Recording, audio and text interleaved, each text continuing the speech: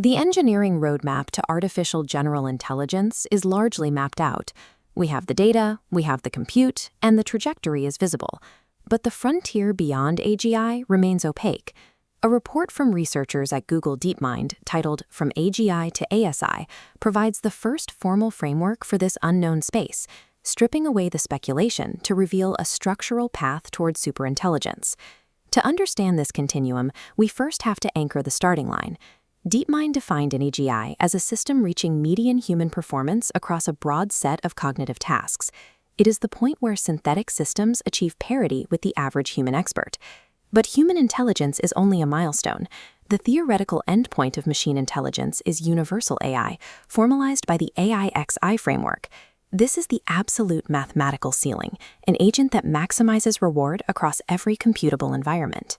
Between the human baseline of AGI and the unreachable limit of AIXI sits the transition to Artificial Superintelligence, or ASI.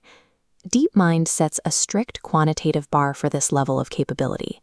An ASI is a system that outperforms tens of thousands of coordinated human experts, working for a decade across virtually all domains. This framing moves the conversation away from science fiction. ASI is not an infinite god. It is a physically and theoretically bounded engineering milestone on the continuum toward universal AI. We often imagine superintelligence arriving through a single magical discovery, a sudden awakening in the code. DeepMind's research suggests a different reality. Real-world AGI systems will attempt to close the gap to superintelligence through 4 distinct compounding technological vectors. Those vectors are brute force scaling, fundamental architectural evolution, recursive self-improvement, and multi-agent coordination. To understand the transition, we have to treat ASI as a complex adaptive system, driven by physical and structural growth, not just a software update. The first vector is quantitative scaling. Performance follows predictable power laws. More input equals more capability. Recently, we added test time scaling, allowing models to think longer. But eventually, these curves hit a plateau where throwing more compute yields diminishing returns. This vector is currently hitting a massive physical bottleneck, known as the data wall. We are simply running out of high-quality, human-generated text and media to feed the training process. Beyond data, scaling is constrained by the hard realities of capital demands, energy consumption, and the physical limits of the semiconductor supply chain. Furthermore, certain problem classes, like NP-hard mathematics, are mathematically resistant to raw scale. No amount of brute force compute can solve them without a new approach. Because simple scaling eventually hits these physical and economic ceilings, raw compute hardware alone cannot bridge the gap to superintelligence. The second vector requires a qualitative leap, the development of new architectures that deviate from current norms. Current transformer-based models rely on predicting the next token in a sequence. While powerful, this statistical pattern matching is insufficient for the kind of open-ended reasoning required for superintelligence. To progress, models need new inductive biases, internal structures allowing them to form novel abstractions directly from raw data, rather than just mimicking human examples. Overcoming the compute plateau requires shifting AI design away from statistical mimicry and towards structurally efficient reasoning. And the third vector is recursive self-improvement. This is more than just an AI writing its own code. It's a system iteratively refining its entire research and development cycle. This cycle includes everything from AI-designed hardware accelerators to the autonomous curation of massive, high-fidelity synthetic datasets used to train next-generation models. We see this blueprint in AlphaZero. The system uses a policy network to drive search, and the optimized results are distilled back into the network. By automating its own RLE, it achieves more capability with progressively fewer computational resources. However, this process faces a hard mathematical barrier.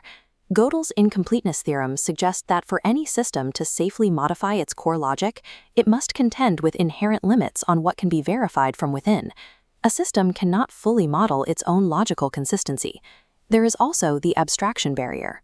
Even a digital super researcher must wait for the outcomes of real-world experiments, like testing new chip materials. These physical constraints place a definitive speed limit on how fast an intelligence can actually explode. Even in a digital substrate, progress is bound by mathematical completeness and the speed of the physical universe. The final vector challenges the idea that superintelligence must be a single, monolithic entity. ASI may instead emerge through group agency, millions of AGI instances working together as a unified automated research institution or digital corporation. Unlike human groups, a digital collective has the advantage of lossless replication and substrate independence. You can copy an expert's entire state in an instant and run it on any available hardware.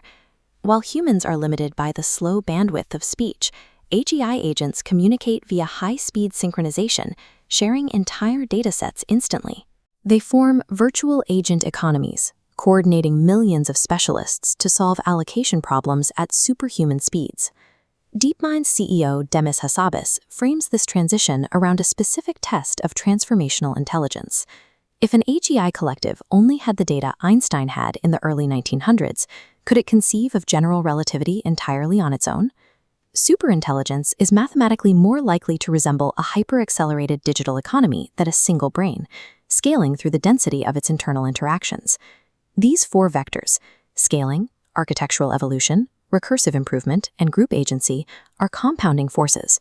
Recursive self-improvement generates the high-quality synthetic data needed to break through the data wall that limits raw scaling. Meanwhile, massive collectives of digital experts execute the parallel R&D required to discover more efficient reasoning architectures. Every efficiency gain in model architecture then acts as a multiplier for brute force scaling, allowing the system to achieve more with the same amount of compute. A breakthrough in any single pathway accelerates all the others, turning linear progress into an exponential cascade of structural changes. DeepMind's report makes it clear that the timeline to superintelligence depends on whether these physical and theoretical bottlenecks act as hard limits or temporary hurdles. But we can move past the idea of a singular, sudden awakening in the code.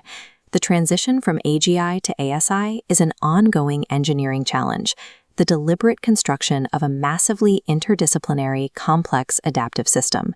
This is a global cascade of structural transformations. We are building the foundations of superintelligence today, turning a theoretical milestone into tangible engineering breakthroughs.